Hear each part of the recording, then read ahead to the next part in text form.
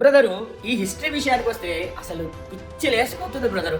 ఈ nationalism in Europe అంటే ఏంటి, అసలు యూరోపియన్ మోడల్ అంటే ఏంటి? నేను కొన్ని వీడియోస్ అనేవి చూసిన, దాంట్లో ఆ స్టాచ్యూ ఆఫ్ లిబర్టీ ఉంది, ఫెడరిక్ సూరియోస్ కి సంబంధించినటువంటి మోడల్ పోర్ట్రేషన్స్ ఉన్నాయి. అందులో ఆ స్టాచ్యూ ఆఫ్ లిబర్టీనేమో ఒక తల్లి అని చెప్పి దాన్ని దాటి వెళ్ళినటువంటిది బ్రిటన్ అని ఏదేదో పిచ్చి పిచ్చిగా చెప్తా ఉన్నారు బ్రదరు. అది నిజమా? నేను చెప్తా విను. స్టాచ్యూ ఆఫ్ లిబర్టీ దాటి వెళ్ళినటువంటి ఇండిపెండెన్స్ వచ్చాయి. అందులో బ్రిటన్ కి ఏం సంబంధం ఉంది బై? బ్రిటన్ అయినటువంటి దాన్ని ఏ కంట్రీ కూడా వరల్డ్ లో ఆక్యుపై చేసుకోలేదు, అవునా?